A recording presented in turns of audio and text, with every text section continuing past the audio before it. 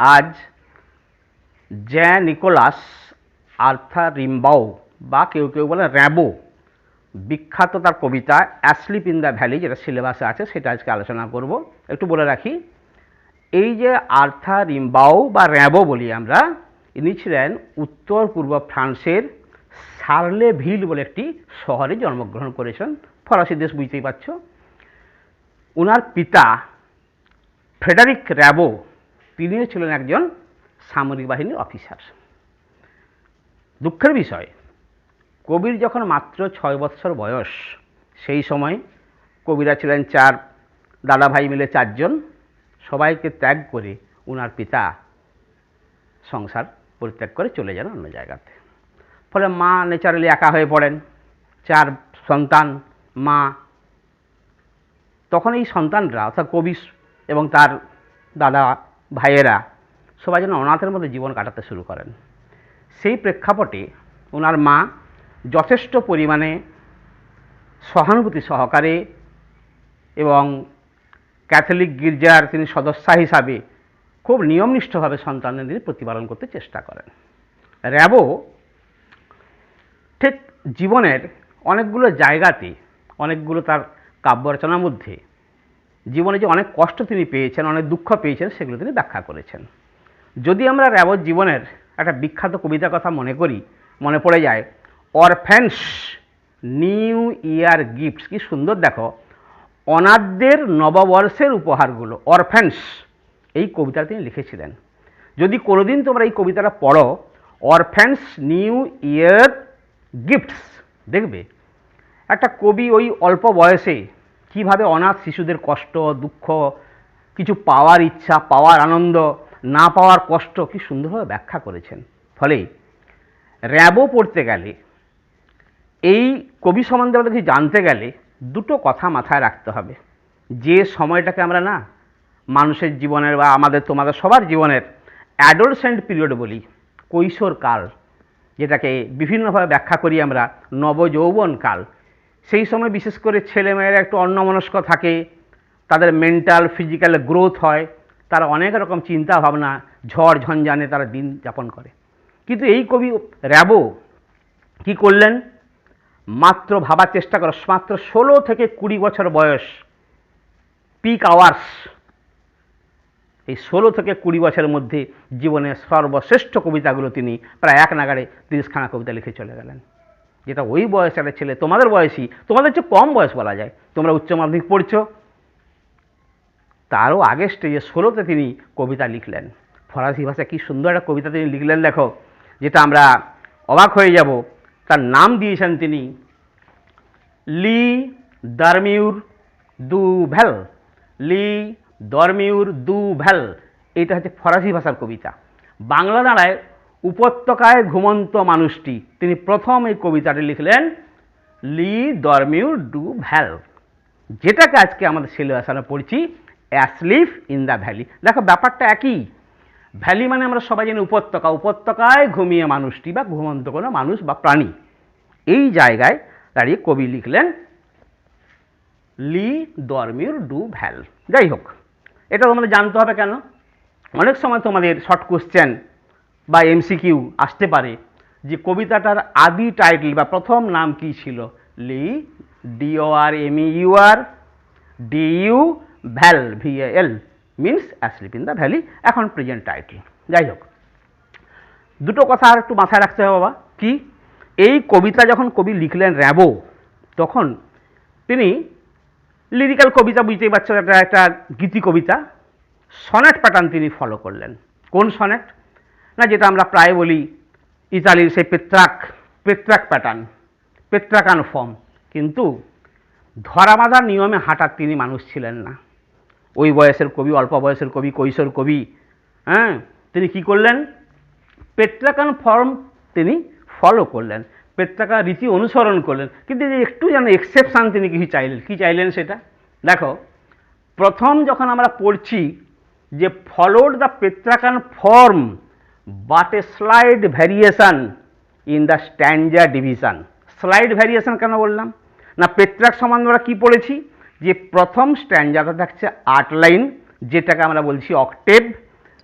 শেষ স্তবকে পাচ্ছি 6 লাইন, যেটাকে আমরা বলছি সেস্টেট। তিনিও 8+6 14 ফলো করলেন, কিন্তু কি করলেন তিনি না অক্টেভে করলেন কি দেখো, দুটো স্ট্যাঞ্জা, কেমন দুটো স্তবক, 4+4। অক্টেভে তিনি করলেন A B A B, rhyme স্কিমটা ফলো করো। 1 নম্বর লাইনের সঙ্গে ছন্দের মিল পাচ্ছি, শব্দের মিল পাচ্ছি 3 নম্বর লাইনে, 2 নম্বরের সঙ্গে মিল পাচ্ছি আমরা 4 নম্বর লাইনে। এই গেল প্রথম 4টা স্তবক, 4টা লাইন। এই 4টা স্তবক আসছি পরে আমি, এই প্রথম স্তবকে আমরা পেলাম কি না 4টে line A B A B, মোটামুটি বোঝা গেল। এরপরে আমরা যদি এটাকে ধরে নিই পেত্রাকান ফর্ম তিনি একটু ব্যতিক্রম সৃষ্টি করেছেন, ঠিক আছে, তাহলে প্রথম 4 লাইনের মধ্যে আমরা পেয়ে গেলাম 4 লাইনের মধ্যে এটা ধরো 4। ঠিক একইভাবে সেকেন্ড স্ট্যাঞ্জা, যেটা দ্বিতীয় স্তবক বলছি, সেখানে পাবো ছন্দের মিলটা সিডি সিডি, অর্থাৎ 4 নম্বর লাইনের সঙ্গে আমরা কার মিল পাচ্ছি নিশ্চয়ই বুঝতে পারছো, 6 নম্বরের, আর 7-এর সঙ্গে মিল পাচ্ছি 8-এর। এটা হচ্ছে ধরো আরও 4 লাইন। তাহলে এই 8 লাইন একসঙ্গে নেই, দুটো স্ট্যাঞ্জাতে আছে। তাহলে এটা একটু স্লাইট চেঞ্জিং প্রসেস ধরলাম আমরা। এবার সেস্টেট একসঙ্গে 6 লাইন থাকে, তিনি তা করলেন না। তিনি কী করলেন, সেস্টেটটাকে তিনি দুটো স্ট্যাঞ্জায় ভাগ করলেন। কীরকম, এটা একটা 3 লাইন একটা স্ট্যাঞ্জা বা স্তবক, আবার 3 লাইন একটা। এই 3 লাইনকে যদি আমরা ছন্দ প্রকরণ দেখি, আমরা দেখব ই ই এফ, অর্থাৎ কি সুন্দরভাবে দেখো, এই শব্দের সঙ্গে যদি আমি এই শব্দের শেষ দেখি তাহলে মিলে যাচ্ছে। আমার 8টা তো হয়ে গেছে, তাহলে 9 নম্বর লাইন আর 10 নম্বর লাইনের শেষ শব্দে মিল পাচ্ছি।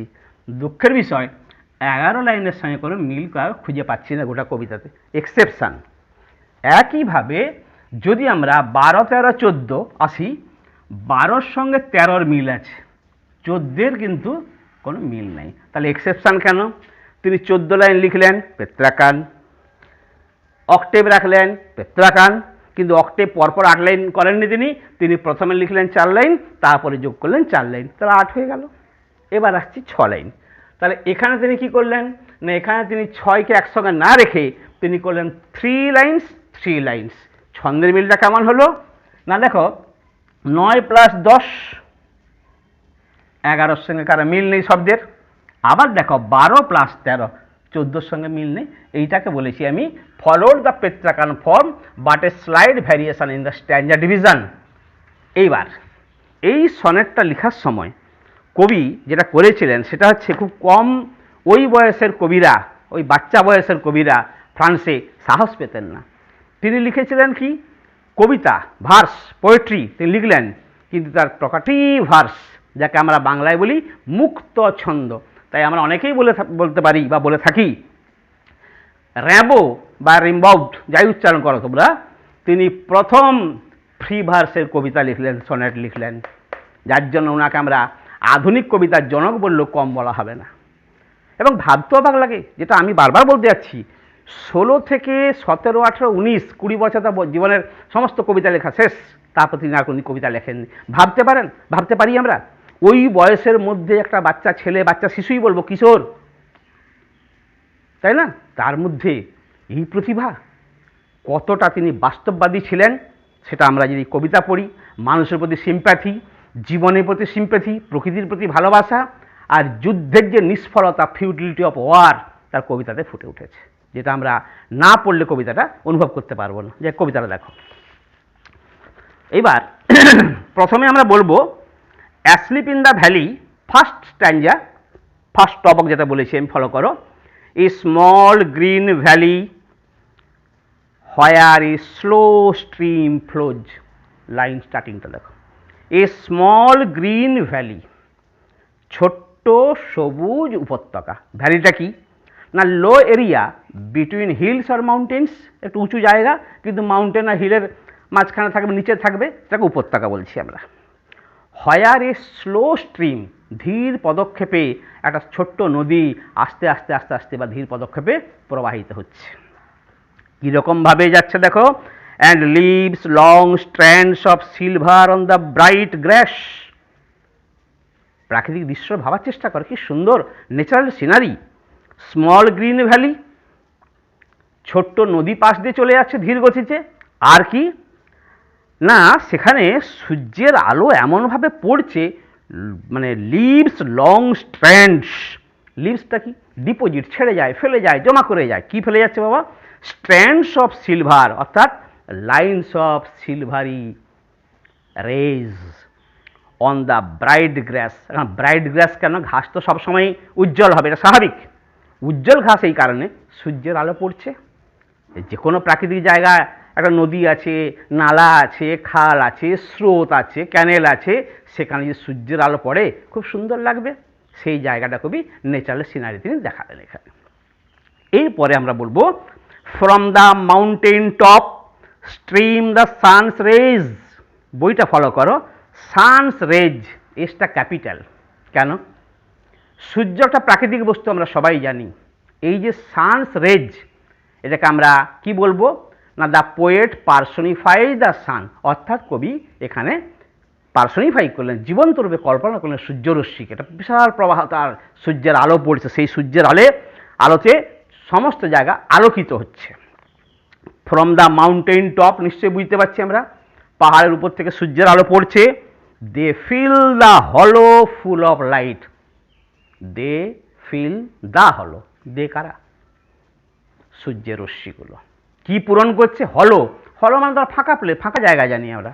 এখানে হলো ফুল অফ লাইট কেন বললো না? দেখো, এই যে স্মল ভ্যালি, ছোট ছোট যে উপত্যকা, নিচে গর্তের মধ্যে ঢালু জায়গায় তার ছোট ছোট গর্ত আছে, উপত্যকাগুলো, সেগুলো তো সূর্যের আলো পড়ছে, অর্থাৎ প্রাকৃতিক দৃশ্য খুব সুন্দরভাবে ওখানে ফুটে উঠেছে। This is the natural scenery বা ব্যাকগ্রাউন্ড অফ দ্য পোয়েম। আমরা এখানে একটা কথা বলবো, এই যে ফার্স্ট 4 লাইন পড়লাম এই স্মল গ্রিন ভ্যালি থেকে, দেখো বইটা ফুল অফ লাইট পর্যন্ত, এই first 4 lines express the scenic beauty of the nature. আমরা মনে করতে পারি একটা কবিতার কথা মনে পড়ে গেল, তোমার নাম শুনবে, উইলফ্রেড ওয়েন বা ওয়েন বলে অনেকে। বিখ্যাত কবিতা তিনি লিখেছিলেন, অনেক কবিতা লিখেছেন, তিনি ছিলেন ওয়ার পোয়েট। ওনার স্প্রিং অফেন্সিভ কবিতা যদি আমরা পড়ি বা তোমরা যদি কোনো পড়ো, আমি পড়েছি তাই বলছি, সেখানে কি আছে না, সেখানে নেচারটা একটা ভূমিকা পালন করেছিল, কেমন জানো? There nature plays a background. সেখানেও প্রকৃতি একটা পটভূমিকা সৃষ্টি করেছিল কবিতাটার ক্ষেত্রে। এখানেও ঠিক কবি সেই আওয়েনের কথা স্মরণ করে আমরা বলছি, এই ন্যাচারাল সিনারিটা কবি খুব সুন্দরভাবে এই 4 লাইনের মধ্যে তুলে ধরেছেন। তাহলে সানস রেজ কেন বুঝতে পারলে, পার্সনিফিকেশন করা হয়েছে। সেকেন্ড, যেটা আমি এই জায়গায় বলছিলাম, সিডি অষ্টকের দ্বিতীয় স্তবকে আসছি আমরা। কি বলছি? এ সোলজার, দেখো এতক্ষণ ঘটনাটা অন্যরকম ছিল। A soldier very young lies open mouth. কী করে হলো ব্যাপারটা? কি সুন্দর প্রাকৃতিক দৃশ্য। একটা ব্যাকগ্রাউন্ড তোমাদের বলতে গিয়ে ওই জায়গাটা বলিনি, আমি এখন বলছি। ওই সময়ে ফ্রাঙ্কো প্রাসিয়ান ওয়ার, যুদ্ধ চলছিল ইউরোপে। 1870 যে ফ্রাঙ্কো প্রাসিয়ান ওয়ার, সেই সময় কোনো এক ইয়াং সৈনিককে কবি মৃত অবস্থায় পড়ে থাকতে দেখেন। দেখার পর না কবির মনে একটা করুণা হয় এবং তার মধ্যে অনুভূতি আসে যে মানব জীবন বা মানুষ জীবন, ইয়াং জীবন সবটাই নিষ্ফল, ব্যর্থ, ফিউটিলিটি অফ ওয়ার। কারণ আমরা সবাই জানি যুদ্ধ আমাদের কিচ্ছু দিতে পারে না। কি করে না, আমরা বলতে পারি, সে আওয়ানের সঙ্গে তাল মিলিয়ে বলতে পারি, war is nothing but an organized butchery of young boys. এই তো ডেভিলস ড্যান্স, শয়তানের নাচ। সেখানে কি পাবো আমরা? নিরীহ জীবনগুলো চলে যায়। আমরা ভাবি দেশ স্বাধীন হবে, দেশের উন্নতি হবে, দেশকে রক্ষা করব, কিন্তু দেশকে রক্ষা করতে গিয়ে কত ইয়াং ছেলে অকালে ঝরে যায়, ফুলের কুসুমের মতো ঝরে পড়ে যায়। কবি সেই জায়গায় দুঃখ যে ইয়ং ছেলেরা চলে যায়, কেউ তাদের জন্য দয়া মায়া দেখানো থাকে। হ্যাঁ, তবে প্রকৃতি মা দয়া করেন। যাক, এখানে বাউন্টি অফ নেচার আমরা পেলাম। এবার যেটা আসছি, এ soldier very young lies open mouth. একজন সৈনিক শুয়ে আছে। কিভাবে শুয়ে আছে? হাঁ করে, ওপেন মাউথ। মানুষ খুব টায়ার্ড হয়ে গেলে না, ক্লান্ত হয়ে গেলে না, আরামে ঘুমিয়ে যায়। তখন তো সেন্স থাকে না, নাক ডাকছে না হাঁ করে ঘুমাচ্ছি না কেমন শুয়ে আছি। তাহলে আমরা কি ভাবতে পারি যে সারাদিন বোধহয় টায়ার্ডনেস কাটানোর জন্য একটা বিশ্রাম ছেলেটা নিচ্ছে, ঘরে খাটে শুয়ে না থেকে সে প্রকৃতির কোলে আরাম করে শুয়ে আছে। দারুণ লাগে ওই বয়সে। এ পিলো মাথায় একটা বালিশ আছে তার। কীভাবে করা হয়েছে? Made of fern beneath his head. তার মাথায় পিছনে কি দিয়েছে? একটা ফার্নের বালিশ। ফার্ন কি সবাই জানি শ্যাওলা, যাই হোক পরে সেটা আসছি ফার্নের ব্যাখ্যায়। তো একটা প্ল্যান্ট, ফুল টুল থাকে না, সেরকম কিছু উদ্ভিদ মোটা করে আছে মাঠে, তার উপরে বালিশের মতো মাথা রেখে সৈনিকটি শুয়ে আছে। তো আমরা কি ভাববো? যে ক্লান্ত হয়ে আরাম করে সূর্যের আলো পড়েছে, একটু হালকা হালকা রোদ আছে, খুব একটা কষ্ট না, ক্লান্ত হয়েছে তো রাত ফাত জেগেছে বা প্রচুর পরিশ্রমে ঘুমিয়ে আছে। আমরা ন্যাচারালভাবে নিচ্ছি কি ব্যাপারটা এখনো। পরে কবি বললেন অ্যাসলিপ, ঘুমন্ত। অ্যাসলিপ কথাটা বলতে কী জানি আমরা? মানুষ টায়ার্ড হয়েছে, কোনো প্রাণী ক্লান্ত হয়ে গেছে, সে রেস্ট বা বিশ্রাম নেওয়ার জন্য পিসফুল স্টেটে সে ঘুমিয়ে পড়ে। পরে আমরা জানব এখানে কবি অ্যাসলিপ কথাটা ইউজ করলেন টোটালটা আয়রনি, বাংলায় বলি শ্লেষ বা বিদ্রুপ, ব্যঙ্গ। কীরকম? এই ঘুম সেই ঘুম নয়, এ টেম্পোরারি ঘুম নয় যে পার ডে আমরা মরি। ঘুমাই মানে কি? আমি 4 ঘন্টা 6 ঘন্টা 8 ঘন্টা পার ডে ঘুমাচ্ছি, মানে এটাও আমার শর্ট ডেথ, আবার ঘুম ভাঙবে উঠে পড়বো। পরে কবিতা পড়তে গিয়ে দেখব এই অ্যাসলিপ, এই স্লিপ কোনোদিন ভাঙবে না, এটা হচ্ছে ইটার্নাল স্লিপ, ইটার্নাল রেস্ট। পরে আসছি আমরা অ্যাসলিপ স্ট্রেচেড ইন দ্য হেভি আন্ডারগ্রোথ। দেখো ওয়ার্ড মিনিংও দেওয়া আছে এখানে। হেভি আন্ডারগ্রোথ, আন্ডারগ্রোথ বলতে বুশ, ঝোপ জঙ্গল। মাঠে ঘাটে ভ্যালি উপত্যকাতে কি থাকবে? ঘাস, বিভিন্ন ওয়াইল্ড প্ল্যান্টস, সেখানে সৈনিকটি শুয়ে আছে। Pale in his warm green sun soaked bed. Pale কেন? বিবর্ণ কেন? নিশ্চয় বেঁচে থাকলে সে বিবর্ণ লাগতো না তাকে। অপরদিকে বলছেন দেখো worm green sun soaked bed. Worm কেন বাবা? ওয়ার্ম মানে উষ্ণ। ভালো, কিসের উষ্ণতা? সূর্যের আলো পড়ছে, মাটির তলাতে গরম ভাব উঠছে একটা। আর কি সেখানে? সান সোকড বেড, কি সুন্দর কথা। সূর্য স্নাত বিছানা। সূর্য স্নাত বিছানা, সূর্যকে স্নান করে দিয়েছে বিছানাটা তা নয়, সূর্যের আলো চারদিকে ছড়িয়ে পড়েছে। এই যে সুন্দর রোদ চারদিকে ছড়িয়ে আছে, প্রকৃতি যেন হাসছে, তার মধ্যে সৈনিকটি ঘুমন্ত অবস্থায় আমরা দেখছি, অর্থাৎ ঘুমিয়ে আছে। সহজ বাংলা হচ্ছে সৈনিকটি ঘুমিয়ে আছে। পরে আমরা আসবো যে কীরকম সে ঘুমিয়ে আছে, তাকে কি ঘুম ভাঙানো যাবে না? তাকে ঘুম ভাঙবে না? তার মানে কবির নজরে এলো কি, যে একজন সৈনিক কি সুন্দরভাবে শুয়ে আছে প্রকৃতি মায়ের কোলে। তাহলে এই প্রথম 8 লাইন, যেটাকে আমরা অষ্টক বলছি, সেখানে আমরা এটা দেখলাম। ছন্দের মিলটা একটু দেখে নাও, বলে দেওয়া উচিত আমার। প্রথমে ছিল ফার্স্ট লাইন, যেটা তাতে ছিল ফ্লোজ, ওই যেটা আমি লিখেছি। থার্ড লাইনে ছিল ফ্লোজ এবং সানস, কিছুটা মিল হলো ফ্লোজের রেস আর সানসের রেস। অপরদিকে সেকেন্ড লাইনে পাচ্ছি ব্রাইট, আর ফোর্থ লাইনে পাচ্ছি লাইট।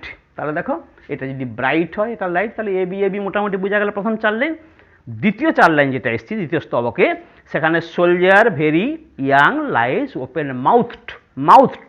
ঠিক একইভাবে আমরা সেখানে 3 নম্বর, ঠিক 1 2 3, তার মানে সোলজারটা যদি 5 নম্বর লাইন হয়, আমরা 7 নম্বর লাইনে পাচ্ছি শেষ শব্দ আন্ডার গ্রোথ। একদিকে মাউথড আর গ্রোথ, অপরদিকে দেখো হেড আর পাচ্ছি বেড। এটা যদি হেড হয়, এটা হচ্ছে বেড। তাহলে অষ্টক মোটামুটি আমাদের ক্লিয়ার। এবার আমরা আসবো সেস্টেট বা বাকি 6 লাইন। সেটাই কবি কী করলেন না, দুটো স্ট্যান্ডায় ভাগ করে দিয়েছেন। প্রথমে 3 লাইন, পরে 3 লাইন। প্রথম 3 লাইন দেখি আমরা। His fit among the flowers he slips.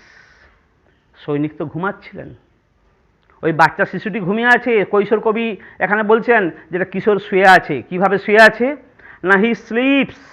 দেখো কিভাবে শুচ্ছে না, হিজ ফিট অ্যামং ফ্লাওয়ার্স। এইবার 2020-তে একটা প্রশ্ন এসেছিল, সৈনিক যে ঘুমিয়ে আছে, কিভাবে ঘুমিয়ে আছে? আমরা বলবো ঘাসের উপরে শুয়ে আছে, ফান দেওয়া বালিশের মাথায় রেখে শুয়ে আছে, কিন্তু ব্যাপারটা হচ্ছে কি, পাগুলো কভার্ড হয়েছে, ঢাকা হয়েছে ফুলে। ওই জন্য বলেছে his fit among the flowers he slips. ফুলে ঢাকা পা, সে ঘুমিয়ে আছে। দেখো ন্যাচারাল ব্যাপারটা আমরা ভাবতেই পারি, কোনো মানুষ যখন মারা যায় না, তাকে শ্রদ্ধা জানানোর জন্য বয়স্কদের, বয়োজ্যেষ্ঠদের আমরা কি করি, তার পায়ের কাছে গিয়ে আমরা কিছু ফুল মালা হোক, সে বুকে হতে পারে, ফুলের তোড়া হতে পারে, বা ফুল কিছু হতে পারে, আমরা দিয়ে শ্রদ্ধা জানাই, প্রণাম জানাই, যে আর কোনোদিন দেখা হবে না, সে শ্রদ্ধা জানালাম। তো এখানে কি প্রকৃতি জানে যে মারা গেছে তার পায়ে ফুল ঢাকা দিয়ে দিয়েছে? এটাই হচ্ছে আয়রনি, যে সৈনিক শুয়ে আছে, পাগুলো ফুলে ঢাকা, এমন দ্য ফ্লাওয়ার্স তার ফিটগুলো। তার মানে আমরা খুব ইজিলি বুঝে নিতে পারি যে সৈনিকটা বোধহয় আর বেঁচে নেই। কবি সেটা পরে বলছেন। হি স্মাইল, ঘুমন্ত অবস্থায় তো হাসি কখনো সম্ভব? হি smile is like an infants, হাসিটা কেমন? বাচ্চা শিশুর মতো। বাচ্চা শিশুর মধ্যে যেমন কোনো গাইল থাকে না, প্রিটেনশন থাকে না, কোনো ভনিতা থাকে না, কোনো ন্যাকামি থাকে না, চালাকি থাকে না, সরলতা থাকে, তেমনি সৈনিকটি শান্তভাবে ঘুমিয়ে আছে। তার হাসিটা তুলনা করা হচ্ছে কার সঙ্গে? Like an infant, without guile, without any pretension. তখন কবি বললেন, আহ নেচার, প্রকৃতিকে সম্বোধন করলেন। দেখো নেচারে এনটা ক্যাপিটাল আছে। এখানে প্রকৃতি মা জননীকে সম্বোধন করছে। একটা শিশু বলছে, মাগো ওর যেন ঠান্ডা না লেগে যায়, মাগো ওর যেন কষ্ট না হয়। আহ নেচার, কিপ হিম ওয়ার্ম, তাকে উষ্ণ রাখো, তার শরীরের টেম্পারেচার যেন লো হয়ে না যায়। আমরা জানি টেম্পারেচার লো হলে মারা যাবে সে। অর্থাৎ হি মে ক্যাচ কোল্ড। একটু ভ্যারিয়েশন দেখো তো, nature keep him worm, he May catch cold.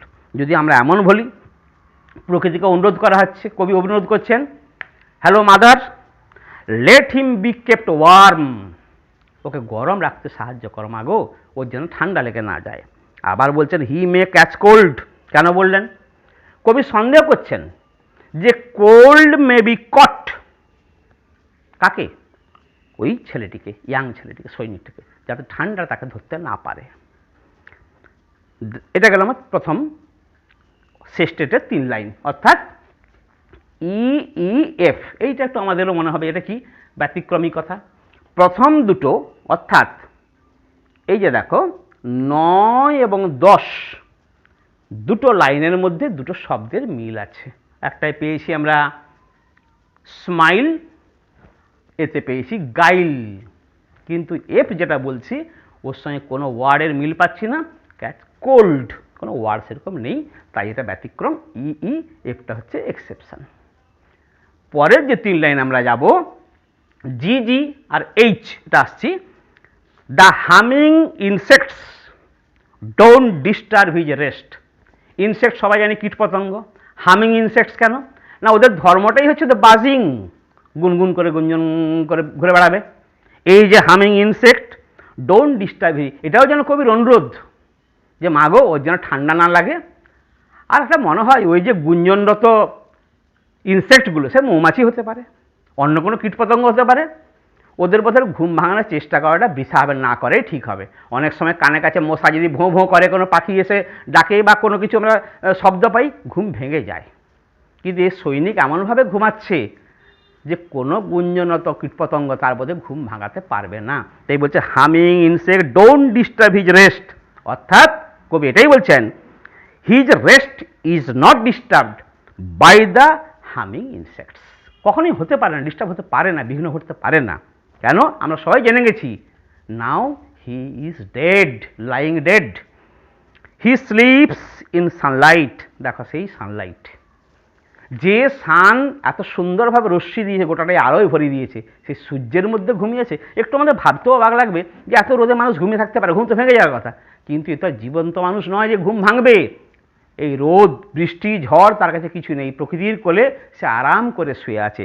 He sleeps in Sunlight, one hand on his breast, আরও একটা খেয়াল করো, ওয়ান হ্যান্ড, একটি হাত, অন হিজ ব্রেস্ট। কবি এসে বলেননি বাম হাত না ডান হাত, ধরে নাও না কোনো একটা হাত, আমরা সাধারণত ধরে নিই এই হাতটা লেগেছে বুকে, আহ করে দিয়ে শুয়ে আছে, তাহলে অন হিজ ব্রেস্ট, বুকের উপরে হাত একটা রেখে সে ঘুমিয়ে আছে। ক্লান্ত হলে আমরা অনেক সময় এভাবে ঘুমিয়ে যাই, কিন্তু আঘাত লেগেছে হয়তো বুকে, কি করে বুঝলাম আঘাত লেগেছে? লাস্ট লাইন খুব প্যাথেটিক, কবি কি বলছেন দেখো, অ্যাট পিস, বুকে হাত রেখে শান্তিতে ঘুমাচ্ছে, খুব ভালো কথা তো, কিন্তু কোথায় কষ্ট? In his side there are 2 red holes, পাশে কবি কি আবিষ্কার করলেন, কি খুঁজে পেলেন? 2টো লাল গর্ত। দুটো লাল গর্ত মানে রক্তের দাগ। আমরা ধরে নিতে পারি বুলেটের আঘাতে ক্ষতচিহ্নগুলো ফুটে উঠেছে। তার মানে এই যে সৈনিকটি, ইয়াং সৈনিকটি ঘুমিয়ে আছে ঘুমিয়ে আছে ঘুমিয়ে আছে, তখন বলছিলাম সে মৃত অবস্থায় পড়ে আছে। এই দৃশ্যটা কবিকে খুব ব্যথিত করে। তাই কবি যে জিনিসটা কবিতাতে বলতে যাচ্ছেন, আমার যেটা ব্যক্তিগতভাবে মনে হচ্ছে, তোমাদেরও একমত হওয়া উচিত, এই বয়সে একজন কিশোর মানুষ বা কিশোর কবি, এই তোমাদের বয়সী বা তোমাদের চেয়ে বয়স কম হবে, এই চিন্তা ভাবনা কীভাবে তিনি লিখেছেন। তোমাদের যে টেক্সট বইটা কাউন্সিল বুক দেখো, সেকেন্ড স্ট্যান্ডা মানে কবিতা পড়ার আগে যে ব্যাকগ্রাউন্ডটা দেওয়া আছে, যে নিকোলাস আর্থার ইম্বাউড বলে যে একটা ইন্ট্রোডাকশন আছে, সেকেন্ড প্যারাটা পড়ছি, দেখো খুব ভালো লাগবে এবং এটা পড়বে, না পড়লে ভাই বুঝতে পারবে না। This poem is written in the model of the Italian sonnet, যেটা পেত্রাকান বলেছি, দ্যাট হ্যাজ 14 লাইন্স, আমরাও জানি 14 লাইন্স আছে, divided as octave and sestet, octave আর সেস্টেট এটাও ক্লিয়ার আমাদের। তবে পেত্রাকান ফর্ম হলো একটু ব্যতিক্রম আছে, একটু বলেছি যে এই যে জিনিসটা লিখেছি স্লাইড ভ্যারিয়েশন আছে এই ছন্দের জায়গাটাতে। এরপরে কি আসবো না, the poet explores the inherent futility of war, এটাই কিন্তু কবিতার মুখ্য জিনিস, ইনহেরেন্ট ফিউটিলিটি অফ ওয়ার, যুদ্ধের নিষ্ফলতা। যুদ্ধ কিচ্ছু ভালো জিনিস মানুষকে উপহার দিতে পারে না। কি করে, কতগুলো ইয়াং ছেলের জীবনকে ছিনিয়ে নেয়, এটাই যুদ্ধের শেষ পরিণতি, মানব জীবনের শেষ পরিণতি, এটাই ডেথ।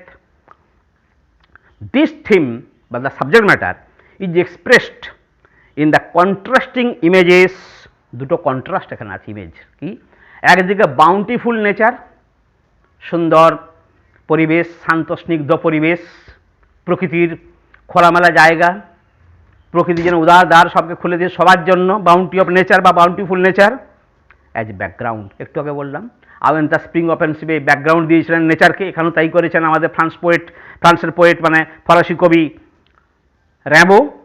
অপর দিকে পাচ্ছি the tragic death of a young soldier in the midst of nature Splendor, প্রকৃতি এত মাধুর্য এত সৌন্দর্য, তার মধ্যে কি না শুধু তাকে তার ডেড বডিকে আগলে বসে আছে, মা কোলে নিয়ে শুয়ে আছে, একটা বাচ্চা শুয়ে আছে, মা কোল ধরে বসে আছে। প্রকৃতিতে এত ক্ষমতা, সূর্যের তো এত ক্ষমতা, কই রিভাইভ করতে তো পারল না, সূর্য তো প্রাণ দান করতে পারছে না। কবি এটাই বলতে যাচ্ছেন যে প্রাণের স্পন্দন ঘটায় সূর্য, সান, ঠিক কথাই, কিন্তু কোনো জীবিত মানুষকে যখন সে মৃত হয়ে যায় তাকে আবার জীবিত করা সূর্যের পক্ষে সম্ভব নয়।